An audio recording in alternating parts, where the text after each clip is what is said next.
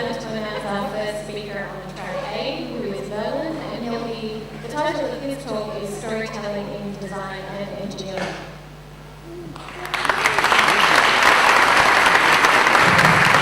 Thank you.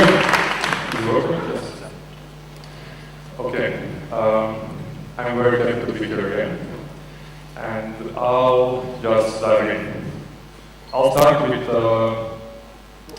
a quote from a famous short story.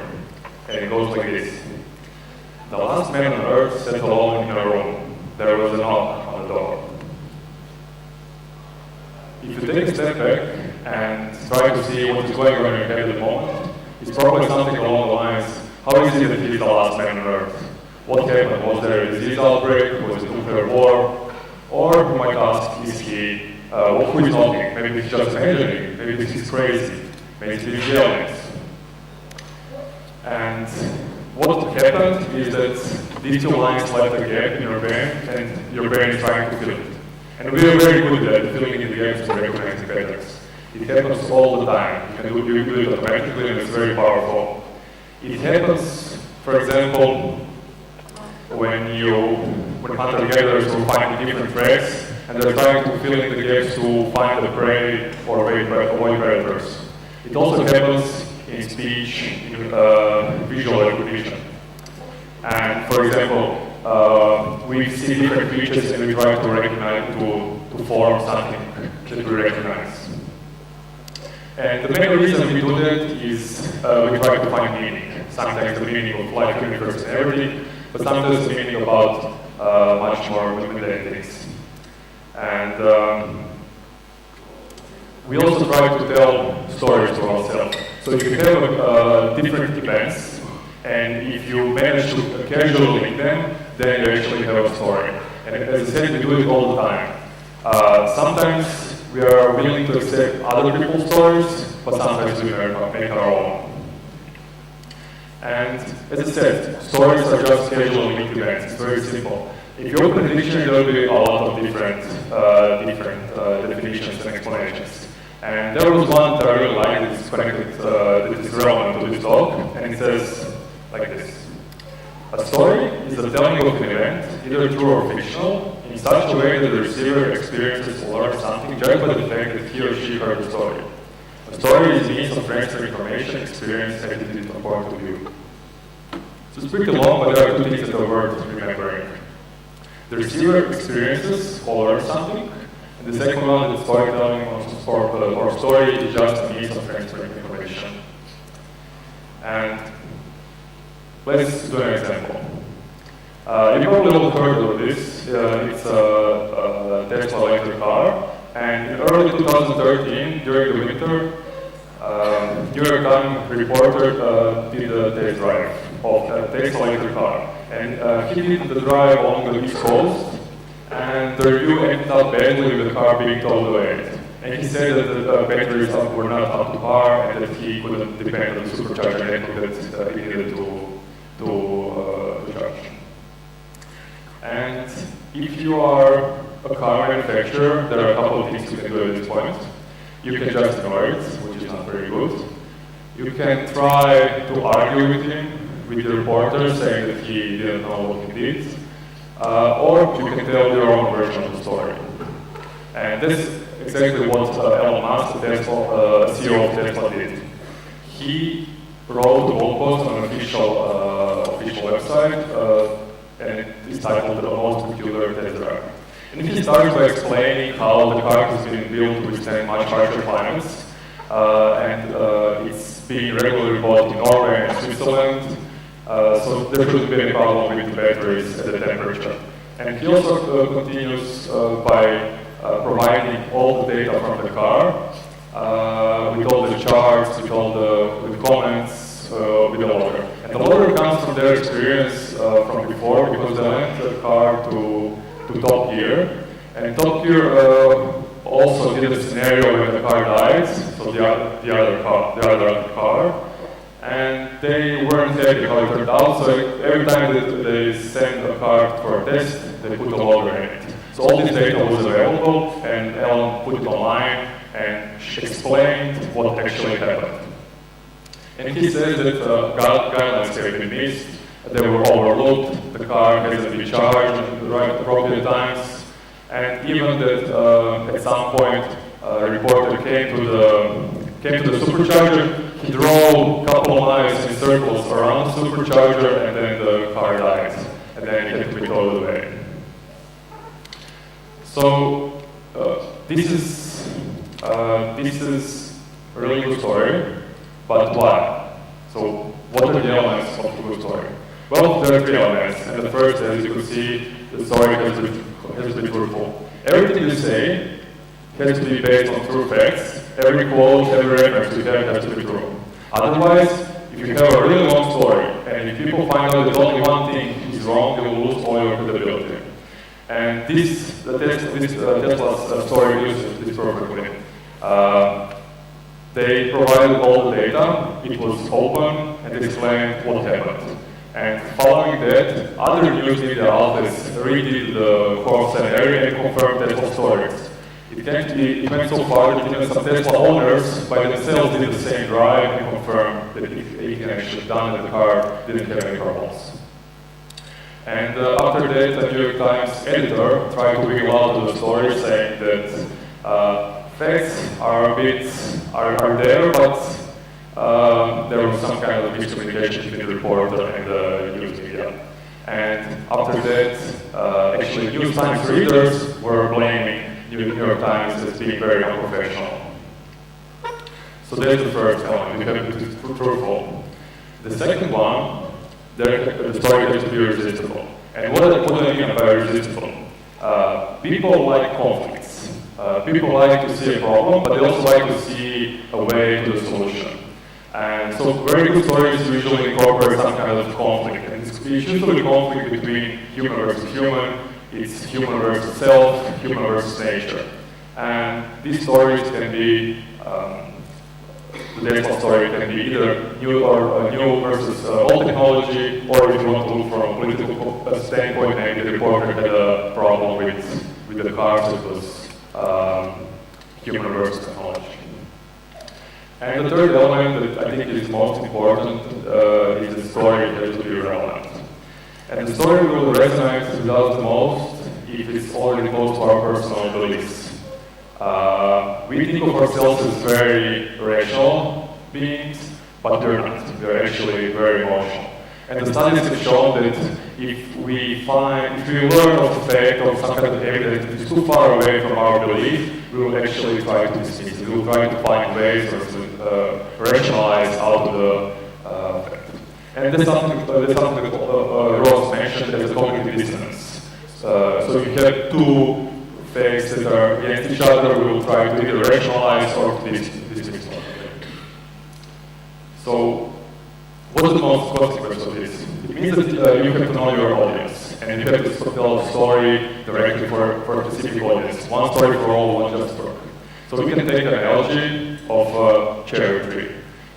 If you have a cherry tree, there are fruits on top and the bottom. So the fruits on the bottom are very, very easy to pick. If they're close to us, we will pick them all the time. And they will be taken, they will be picked up very quickly. The fruit at the top is very hard to reach, and nobody will try to reach it because it's too far away, it's too hard. What's the most important is the middle part.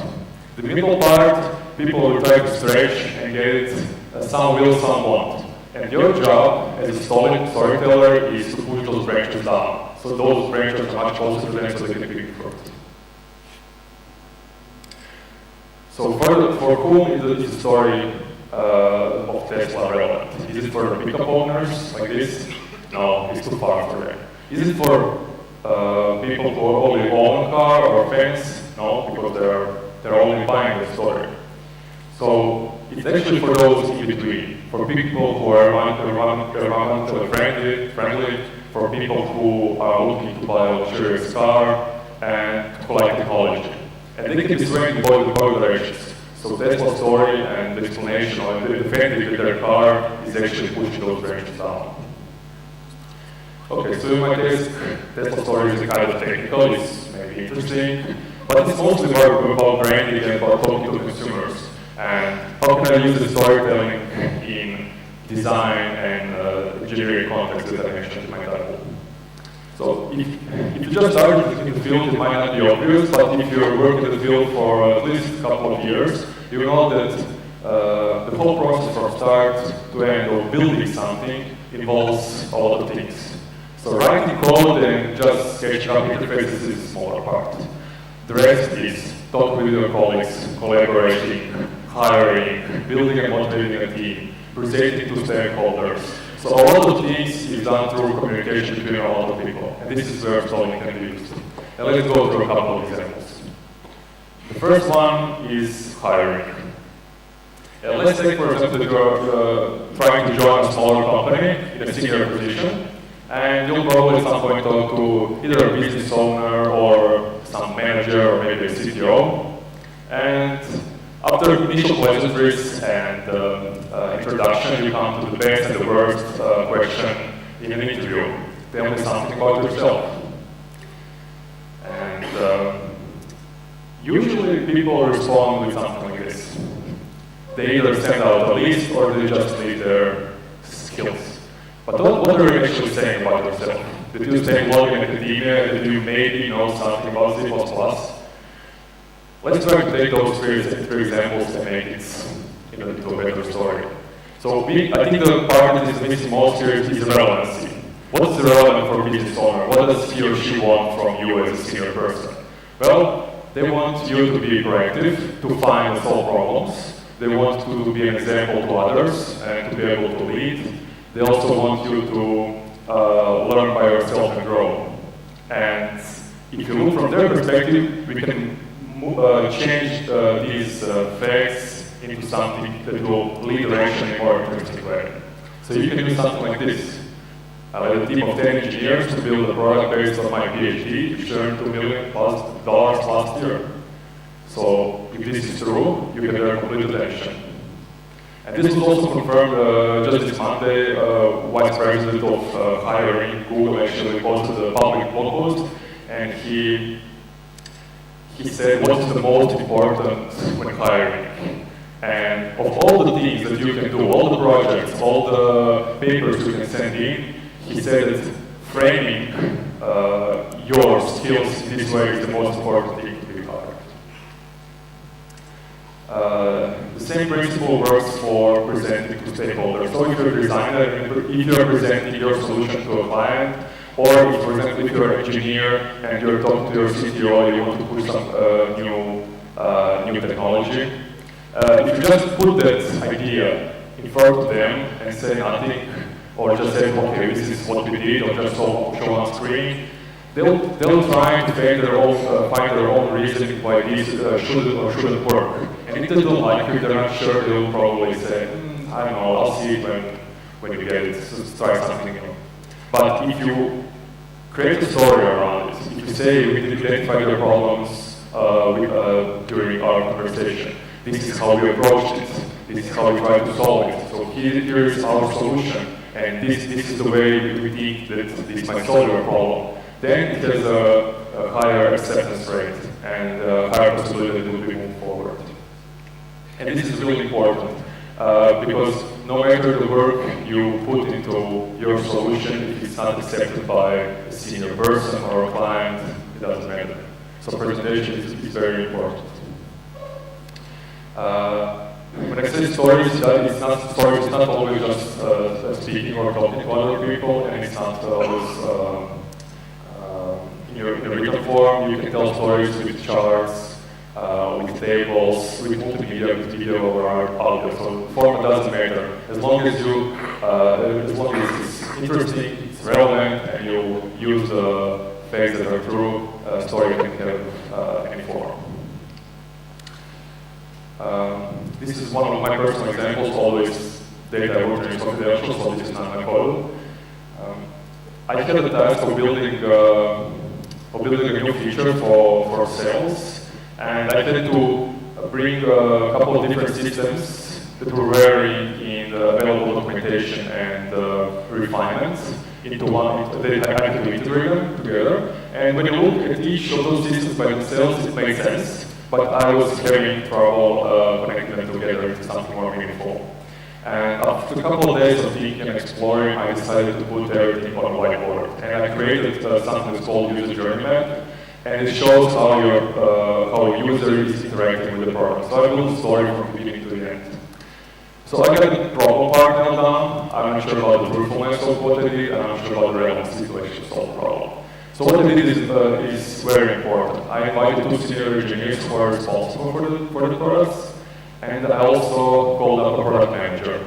And what happened next is not surprising at all. Everyone had their own version of the story, and that was the problem. So after a couple of hours of fact-checking and talking and discussing, we tried to create our own story, our shared story that we can all agree upon. So that was the truthfulness part, how it made sense, and we could all agree with it. And this, of course, that story was later tested with users to see if it's relevant for them. And after that, you can actually go and build it. When you have a story like that, or user flow, especially in an agile environment, you can separate those into smaller user stories in a form like this. They usually also have a acceptance criteria that you can test against, so you know that you're finished. And if you use those smaller user stories in a high level, then clients, stakeholders, managers, QA, designers, engineers can all just pass them around and everyone will understand what is actually happening. One area that storytelling really performs really well is company culture or team culture. And it's a loaded term in recent times because people want to try to control it. It's very hard to do that. What we actually want to do is build common understanding and the common goal of the company. And people think that this is usually just from top to bottom, and it's not. It's also from bottom to top and peer to peer. And if you're into it, you'll know that it's very hard to control what people are talking about. So people will always talk about what they're working on and how are other people behaving. So they'll talk about work and other people. And you as an individual cannot control it. So there is no way you can do it. But you can do 2 things that will help you. The first one is you can create environments where people will tell positive stories. And that's the hardest part, and it's totally out of the scope of this talk. But it can be done. And the second thing you can do is, when those positive stories emerge, you can take them and forward them and repatriate them. They're very, very valuable because people can relate to them. It will guide their decisions and motivations in the future. Either for old people who be working for some time in the company, and also for new hires. One of the good examples for that is Zappos, and they're called Powered by Service. They're the most famous company with customer service in the world, and they were acquired by Amazon. They were actually selling shoes, and they have a specific customer service process, and they will hire people who don't have any experience in that area. They will train them in a specific way. And if you call their customer service, you will get experience that you will get nowhere else. For example, there are 2 very famous situations. The first one is in December 2012. The duration of the call was 10 hours and 29 minutes. So everyone else is trying to decrease the time of the call. They're actually trying to solve the problem. And they will take all the time they need to solve it. And the second example is when Tony Sheikh is the CEO. He was with some clients in a hotel, and the hotel bar closed. And he tried to order pizza, but they didn't know any pizza parlor.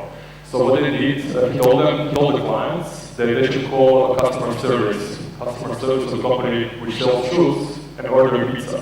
And they did that, and the customer service actually found 3 pizza parlors that worked at the moment, and they ordered pizza for them in the hotel room. So it doesn't matter if you're ordering shoes or not, but they're always trying to help. And that is something that is just going around, and people are very happy to work with them or be part of those stories. And it also serves for people who come in later in the company to say that this is acceptable and this is okay, we can do it. And as we're closing to the end, I wanted to point out that storytelling, people usually think of storytelling as a form of marketing and selling, but I wanted to say that storytelling is just a way of communicating. And this is how humans work, and we are very receptive to stories. And because of that, stories are really powerful, and you have to be careful how to use it. Because you can use it to make good things, but you can also use it to destroy something or someone. So you have to be very careful with it.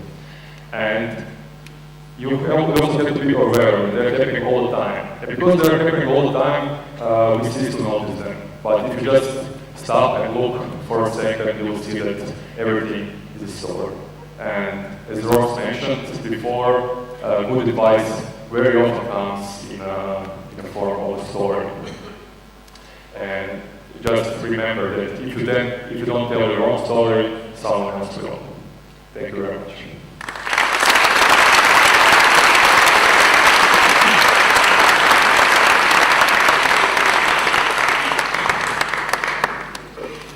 Are there any questions?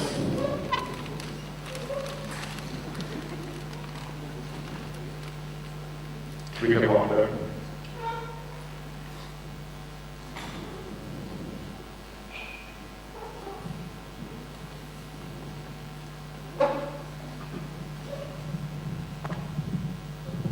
Thank you. I have one question. It's a hard one. How do you tell stories in code? Sorry? Can you reflect on how to tell a story in code? It's a bit harder. Yeah. I mean, do you have an example or something? No. For example, one of the slides was, as a user role, I try to do this with that, so it's like a test or something.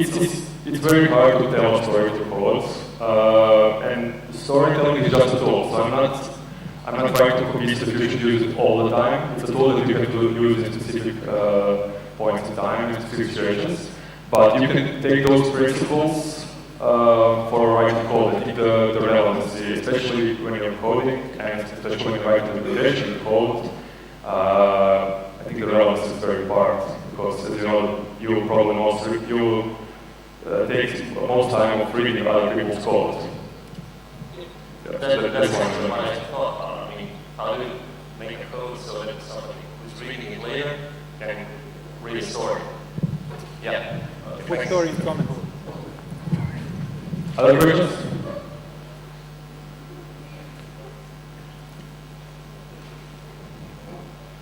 How do you translate user stories into development? So you probably agree with clients on some user stories, and how do you translate that into the actual work? How do you translate user stories into the actual work?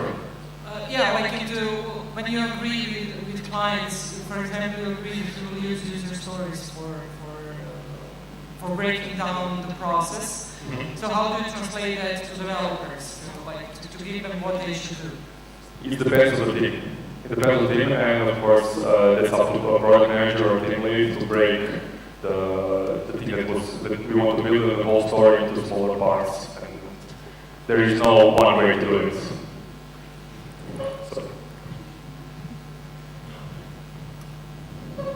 Another one. How do you test user stories on users?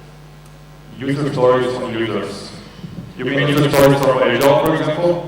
How do you test user stories on your groups or focus groups or things like that? For example, usability testing would be the best.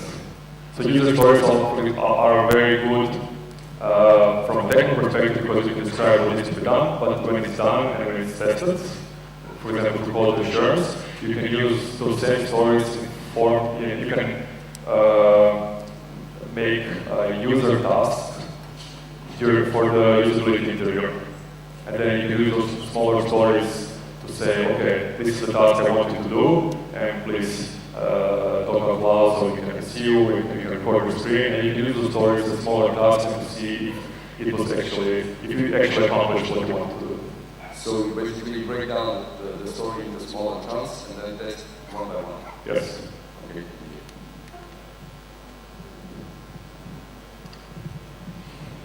More questions?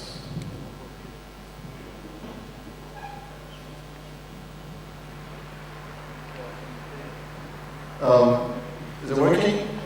Yeah, can you tell me what the Wi-Fi password is? Sorry, did you what? What the Wi-Fi password is? Wi-Fi, I don't know. I'm also disconnected, so sorry. It's alright, just wanted to make a joke to lighten up things. But it's a good question. Thank you. Okay, thank you very much.